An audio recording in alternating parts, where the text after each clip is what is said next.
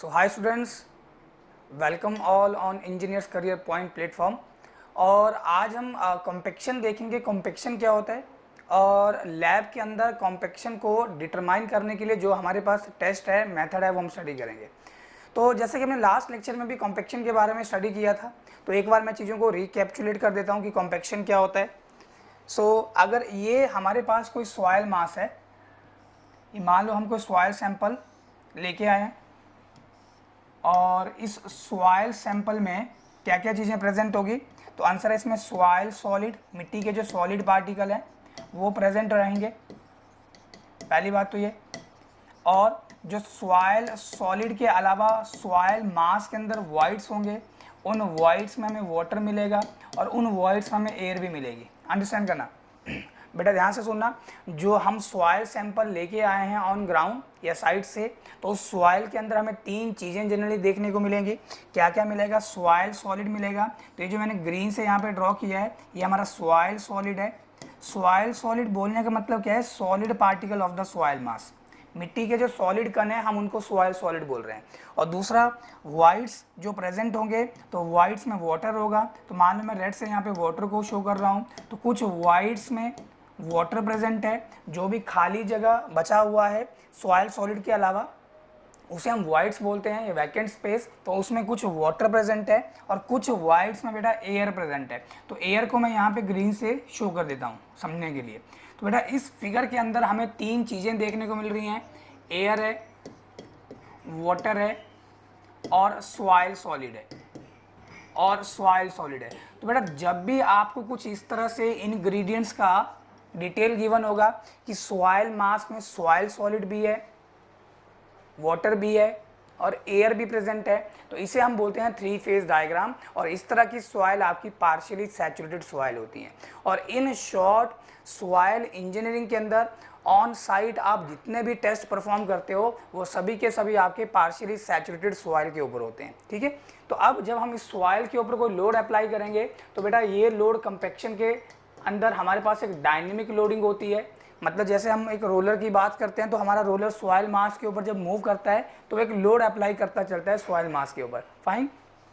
तो ये जो लोडिंग है बेटा, ये हमारे पास डायनेमिक लोडिंग होती है। और इस लोड के लगने से जो सबसे हल्की चीज़ होगी, सबसे लाइटर चीज़ होगी, वो बाहर जाएगी। तो यहाँ पे सॉइल सॉलिड है, मिट्टी के सॉलिड पार्टिकल, कुछ वाइट्स में वाटर प्रेजेंट है और बेटा कुछ वाइट्स में हवा प्रेजेंट है, एयर प्रेजेंट है। तो सबसे पहले एयर यहाँ पे बाहर निकलेगी। तो कॉम्पेक्शन की जो बेटा हमने डेफिनेशन भी पढ़ा था लास्ट क्लास के अंदर, so expulsion of the pore air from the voids of the soil mass is nothing but compaction. तो कॉम्पेक्शन क्या है? बेसिकली एक प्रोसेस है जिसमें हम सॉइल मास के वॉल्यूम को घटा रहे हैं on application of dynamic loading. और सॉइल मास का जो वॉल्यूम है वो किस तरह से डिक्रीज हो रहा है? तो आंसर है डिक्रीज इन द वॉइड्स।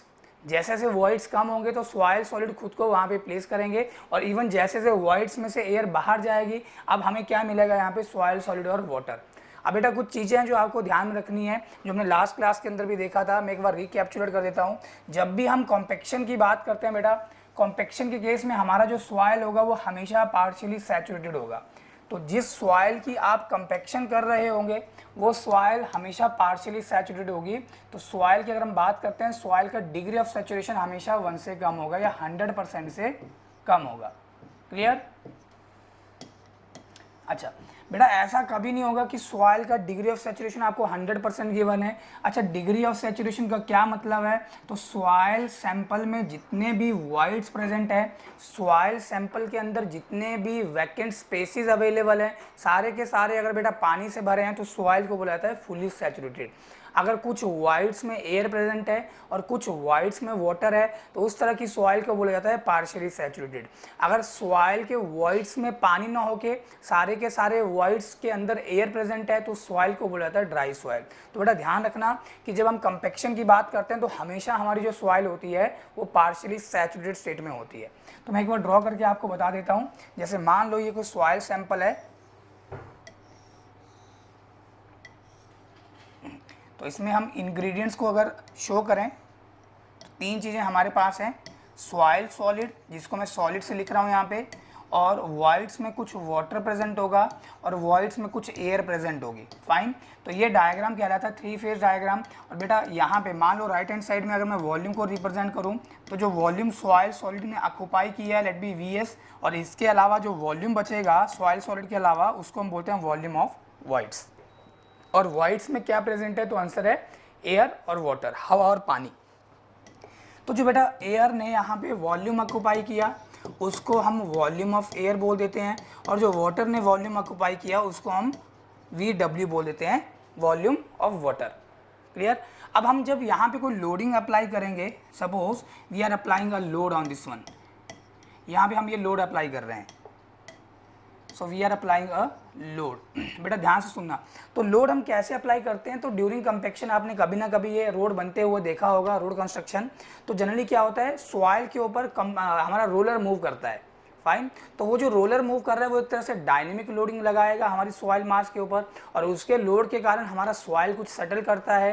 और आपने ये भी देखा होगा बेटा कि जब हम रोलर चला रहे होते हैं अपनी सॉइल के ऊपर, तो उससे पहले हम अपनी सॉइल के ऊपर वाटर की एक स्प्रिंकलिंग करते हैं with the help of the water tanker. एक वाटर टैंकर होता है जिसके पीछे एक पाइप लगी होती है और वहाँ पे परफोरेशन होती है जहाँ से पानी बाहर निकल रहा होता है।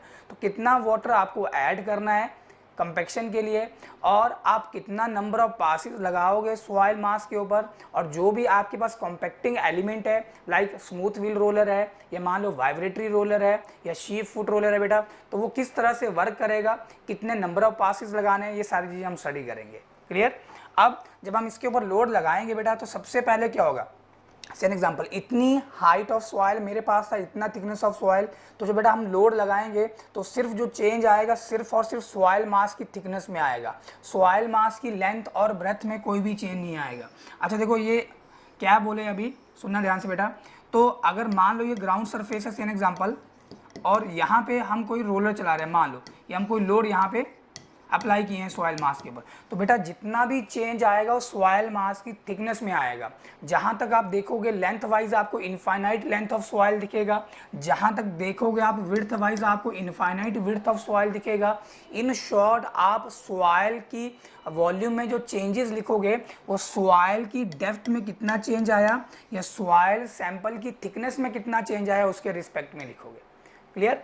तो अब सुनना ध्यान से, तो जब हमने लोड अप्लाई किया सॉइल मास के ऊपर तो क्या होगा, तो सबसे हल्का जो हमारे पास इंग्रेडिएंट है सबसे लाइटर वो है एयर, तो एक्सपल्शन ऑफ एयर होगा from the voids of the soil मास। अच्छा, जब हम लोड अप्लाई कर रहे हैं कॉम्पैक्शन के अंदर रोलर की हेल्प से, तो व्हाट विल हैपन, एक चीज ध्यान रखना कि जो सॉइल सॉलिड ने वॉल्यूम ऑक्यूपाई किया होगा, जो सॉइल सॉलिड ने वॉल्यूम ऑक्यूपाई किया होगा बेटा वो हमेशा कांस्टेंट होगा। आप जितना मर्जी हैवी से हैवीएस्ट लोडिंग अप्लाई कर लो, सॉइल सॉलिड का वॉल्यूम और सॉइल सॉलिड का वेट इस पे कोई इफेक्ट नहीं पड़ने वाला। ध्यान सुनना, सॉइल सॉलिड का वॉल्यूम और सॉइल सॉलिड का वेट इस पे कोई इफेक्ट नहीं पड़ेगा। अच्छा, सॉइल सॉलिड का वेट के ऊपर कोई इफेक्ट नहीं पड़ेगा, इसका क्या मतलब है, अगर जैसे मान लो आप सॉइल मास के अंदर वाटर ऐड करते हो या सॉइल मास में से वाटर बाहर निकालते हो, सेम एग्जांपल आप उसको तपने के लिए ओवन में प्लेस करोगे, तो यहाँ पे जो वेट में कमी आएगी सॉइल सैंपल के वो सिर्फ और सिर्फ वाटर के वेट के कारण होगा। एयर का वेट हम पहले ही जीरो कंसीडर करते हैं क्योंकि एयर का जो वेट होता है बेटा वो वेट ऑफ सॉइल सॉलिड और वेट ऑफ वाटर के कंपैरिजन में बहुत कम होता है, इसलिए हम उसको जीरो लेके चलते हैं अपना पूरा कैलकुलेशन के अंदर जो भी हम जियो टेक्निकल इंजीनियरिंग के अंदर करते हैं। असलियत में हवा का जो वजन होता है, एयर का जो वेट होता है वो जीरो नहीं होता है। हमारी कैलकुलेशन के करस्पॉन्डिंग में अगर हम कंपेरिजन करें वेट ऑफ वाटर और वेट ऑफ सॉइल सॉलिड के रिस्पेक्ट में, तो बेटा यहाँ पे एयर का जो वेट होगा वो बहुत ही कम होता है। इवन डेंसिटी ऑफ एयर तुम खुद सोचो बहुत ही कम होता है as compare to density of water. Clear.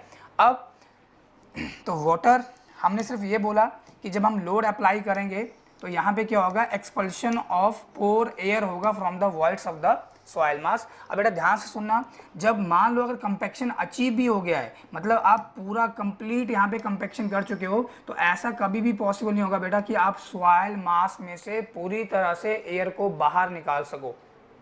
सुनो बेटा ध्यान से, देखो क्या बोला कि अगर हम मान लो यहाँ पे कंपैक्शन कर रहे हैं, ऑल्दो हमने ये नहीं बोला कि हम पूरी तरह से वॉइड्स को ख़त्म कर रहे हैं, हम सिर्फ ये बोल रहे हैं कि अगर सॉइल मास के वॉइड में से हम पूरी तरह को एयर पूरी तरह से एयर को बाहर निकालते तो हमें क्या मिलेगा, सिर्फ वाटर और सॉलिड ही मिलेगा। मतलब सॉइल सैंपल में वॉइड्स तो होंगे, वो वॉइड्स के अंदर सिर्फ वाटर ही प्रेजेंट है। लेकिन ऐसा कभी भी पॉसिबल नहीं होगा।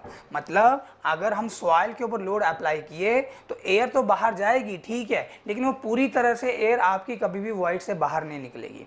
तो बेटा जब हम लैब के अंदर भी सॉइल के ऊपर जब हम लाइट कंपेक्शन टेस्ट और हैवी कंपेक्शन टेस्ट परफॉर्म करते हैं तो उसके अंदर भी हमने ये चीज़ को देखा है, और उसके लिए जब हम IS 2720 पार्ट 7 और पार्ट 8 फॉलो करेंगे तब हम इसको डिटेल में देखेंगे। तो अभी के लिए बेटा ध्यान देना, अगर यहाँ पे हम बात करें कि इतना volume of soil mass change हुआ है, let be delta v change in volume, समझना बेटा। तो अंडरस्टैंड करना, अभी भी आपको इसमें तीन चीज़ें दिख रही हैं। तीन चीज़ें दिखने का क्या मतलब है, तो यहाँ पे degree of saturation less than 100%, यहाँ पे भी still degree of saturation less than 100%।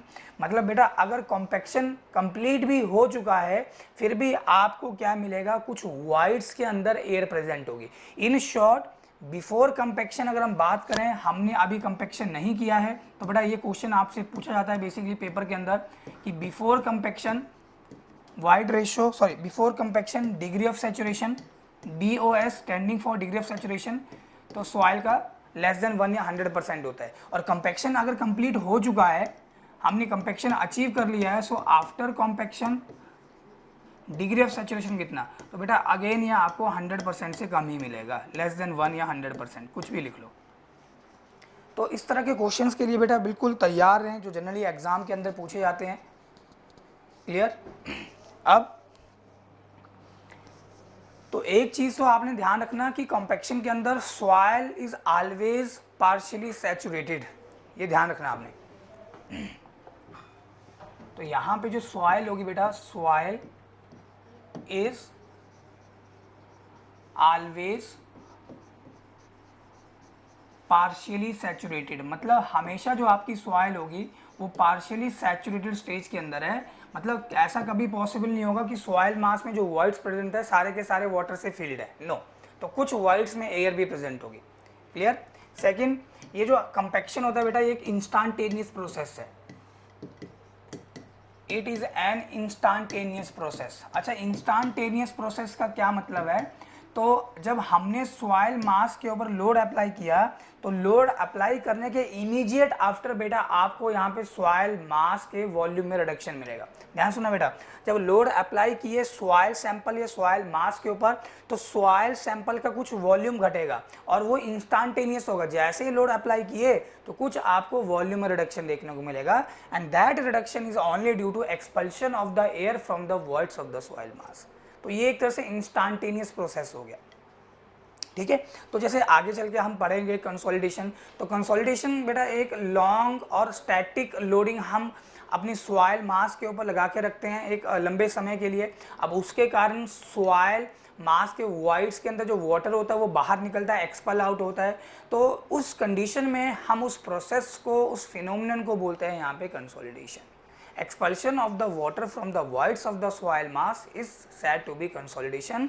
और गौर करने वाली बात यह है कि जो कंसोलिडेशन में एक्सपल्शन ऑफ वाटर होता है, पानी जो बाहर निकलता है वॉइड्स में से, वो लैमिनार कंडीशन में बाहर निकलता है, टर्बुलेंट कंडीशंस में बाहर नहीं निकलेगा। अगर टर्बुलेंट कंडीशन में पानी बाहर निकल रहा होगा बेटा तो उसे आप कंसोलिडेशन ना बोल के उसे आप कंपैक्शन बोलते हो। सेम एग्जांपल, आप रिवर के किनारे गए तो वहाँ की मिट्टी जो होगी ऑफकोर्स वो फुली सैचुरेटेड होगी और आपने सडनली जंप किया मिट्टी के ऊपर।